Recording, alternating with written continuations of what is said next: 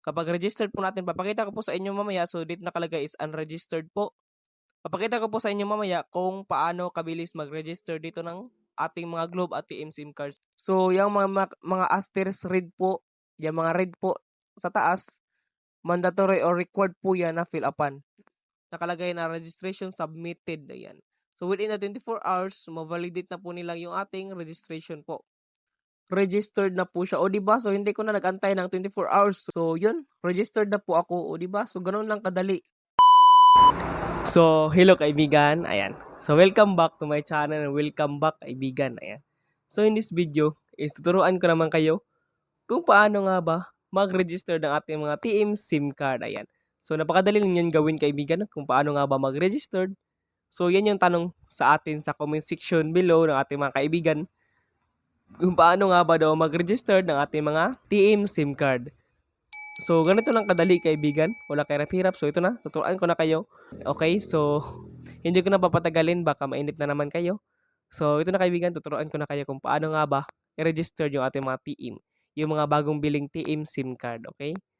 So, ito na kaibigan. Ayan. So, dito kaibigan. Ayan.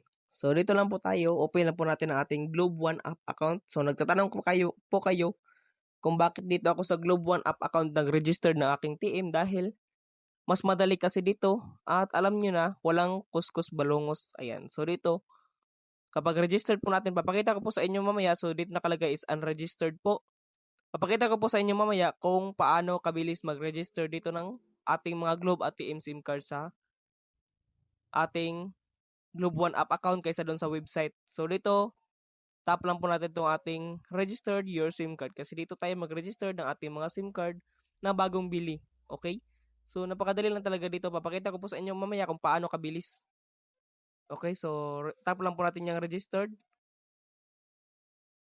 Ayan, so dito, tingnan nyo lang po, make sure nyo lang po na tama po yung ating mobile number para hindi tayo magka-aberya pagdating po ng ating registration. So sa akin, chinik ko lang yung aking number. So kita ko po tama naman po. So dito tap natin itong next.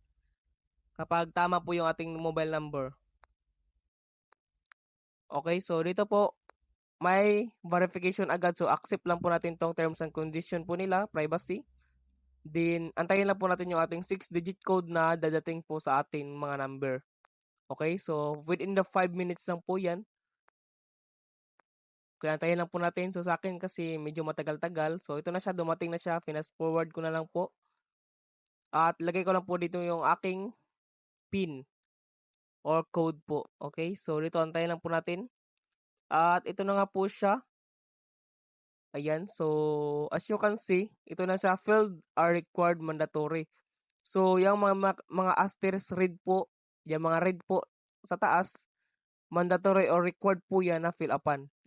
Katulad dito, national or citizenship. So, dito, tap natin Philippines. Then, dito naman po sa ownership, SIM owner. So, pili po kayo dito if SIM owners, parent or guardians, or authorized representative lang po. So, pili po kayo. So, dito po, fill upan lang po natin itong ating mga first name, last name, birthday, middle name, suffix. So, sa suffix po, depende po sa inyo. Kung meron po kayong suffix, lagyan nyo lang po. Kung wala, so wag nyo na lang po lagyan. So, blanco na lang po. Katulad po ng sa akin, blank na lang po yan. O, diba? Yan. So, hindi ko na nilagyan ng suffix. Okay, so dito naman po tayo sa where do you live.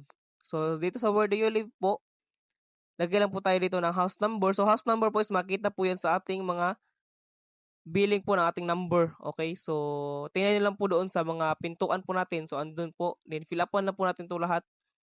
Then dito po sa next, tap lang po natin to next. Pagkatapos na po, so sa akin na fill upan ko na po. Yung zip code po, i-search na lang po doon yung zip code ng inyong lugar. So lalabas po yan. Then tap po natin tong next. And then tap po natin tong proceed. Pagkatapos, ayan. So dito na po tayo sa best part po. So dito po tayo yung mga kasagaran sa mga subscriber ko na nagtatanong sa akin sa comment section na mahirap daw dito mag-send ng ating valid ID. So ito po yung mga requirements. So dapat 5 MB lang po. So walang filter. Then dito, ayan, tingnan nyo lang po yan lahat. Basahin nyo lang po. Sundin nyo lang po lahat para hindi tayo magka-aberya. Then dito po sa ID type.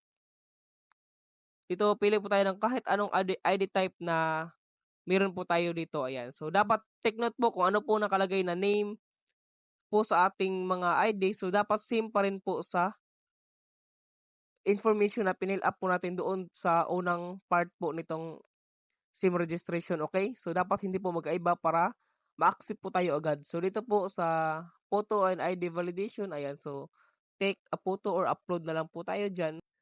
So, by the way, kaibigan, ayan. So, by the way, kung hindi mo alam kung paano nga ba mag-register ng ating mga Globe SIM card, ay meron po akong video dyan sa baba, or hindi mo rin alam kung paano nga ba mag-create ng ating mga Globe One Up account gamit yung ating Globe at TM SIM card, ay meron din akong video dyan sa baba sa description box below.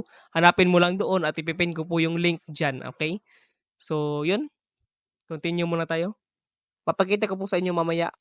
Then, dito naman po tayo sa ating ID. So, ito po yung aking ID. ID number ko. So, okay. So, fill up nyo lang po dyan yung ID number nyo. Then, dito naman po tayo sa upload or take a photo. Ayan. So, sa akin, nag-upload na po ko ng take a photo. So, tingnan natin kung okay ba siya. Ayan. So, medyo kinabahan ako dyan ng part na yan. Okay. So, yun. Tinanggap nga siya. So, ito yung aking ID. So, buti na lang tinanggap siya. And then, dito lang po tayo sa take a photo or take a selfie. So, yan. Yan po yung aking picture po. So, yan lang po. Magka-the-same lang naman po yung aking mukha at doon po sa number. Then, tap po natin tong next. Pagkatapos po ay check lang po natin tong required. So, pili po kayo or English ba or Taglish. Yung Taglish po is Tagalog-English. So, pagkatapos po, submit lang po natin kapag okay na po. Ayan, so, dito po is, nana po sa inyo kung yes po nyo po or no thing. So, sa akin, yes ko lang po.